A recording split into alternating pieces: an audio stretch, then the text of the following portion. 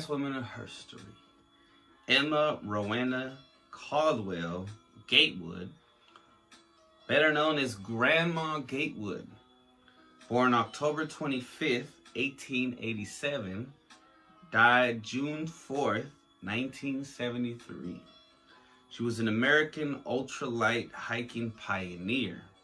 After a difficult life as a farm wife, mother of 11 children, and survivor of domestic violence, she became famous as the first solo female through hiker of the 2,168-mile Appalachian Trail in 1955 at the age of 67.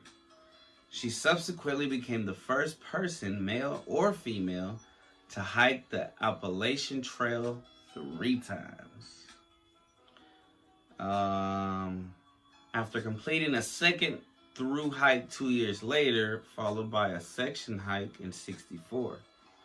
In the meantime, she hiked 2,000 miles of the Oregon Trail in 1959. Shout out to those old school people of my age that have played the Oregon Trail on the computer.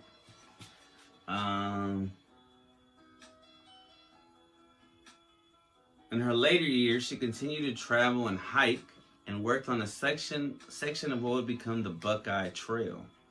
The media coverage surrounding her feats were credited for generating interest in maintaining the Appalachian Trail and in hiking generally. Among many other honors, she was posthumously inducted into the Appalachian Trail Hall of Fame in 2012. Early life and education.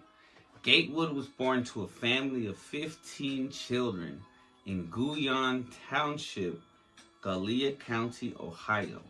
Her father, Hugh Caldwell, a farmer, turned to a life of drinking and gambling after his leg was amputated in the Civil War. The child rearing of the family was left to her mother, Evelyn Caldwell. Emma and her siblings slept 4 to a bed in their log cabin. Her formal education ended with the 8th grade, but she enjoyed reading encyclopedias and the Greek classics and taught herself about wildlife and woodland plants that could be used as medicines and food. She also enjoyed writing poetry. On May 5th, 1907, at the age of 19, she married 27-year-old Perry Clayton Gatewood, a college-educated primary school teacher and later tobacco farmer with whom she had 11 children. Almost immediately, her husband set her to work burning tobacco beds, building fences, and mixing cement, in addition to her expected housework duties. What an asshole. Although PC was recognized in the community as a man of above-average intellect, he had a mean streak. Within months of the wedding, he started to beat his wife, a vicious pattern that continued for the duration of their marriage. In 1924, he was convicted of manslaughter after killing a man during an argument. He was ordered to pay restitution to the widow of the victim, but his prison sentence was suspended because he had 9 children and a farm to take care of. Emma recalled being beaten nearly to death on several occasions. When her husband became violent, she would often run into the woods where she found peace and solitude. In 1939, after yet another violent fight, PC arranged to have his wife arrested and jailed. Seeing her with broken teeth and a cracked rib, the town mayor took her in and found her a job. She filed for divorce in September 1940, and in February 1941, she testified against her husband in a hearing that resulted in the divorce being granted, giving her custody of the 3 children still at home, and with alimony to be paid by PC. This was at a time when divorce was difficult, and after her husband had repeatedly threatened to have her committed to an insane asylum as a means of maintaining control over her. 6 years later, she began working at various jobs, renovating her house and writing poetry.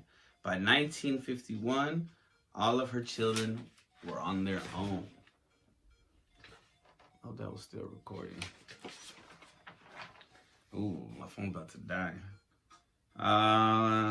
In the early 1950s, while reading a discarded copy of the August 1949 edition of National Geographic magazine, she found an article about the Appalachian Trail.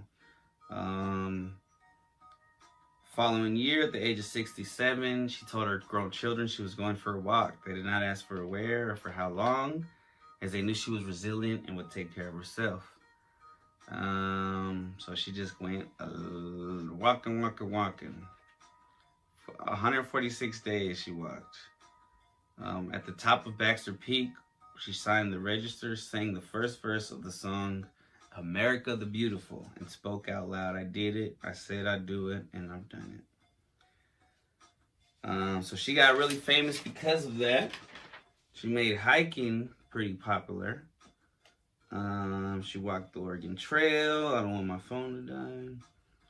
Every January, beginning in 67, she led a 6-mile hike through Hocking Hills State Park in Ohio.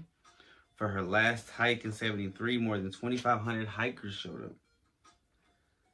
Wow. When she was in her early 80s, she spent 10 or more hours a day clearing and marking a 30-mile hiking trail through Gallia County. Very interesting. She was 85 when she passed from a heart attack. She had one surviving sister plus 66 living descendants, 11 children, 24 grandchildren, 30 great-grandchildren, and 1 great-great-grandchild. Wow. Her grave marker says simply Emma R. Gatewood, grandma. So she was like everybody's grandma. Man. Shout out to Grandma Gatewood. And this, my friends, has been another episode of the Friday Podcast.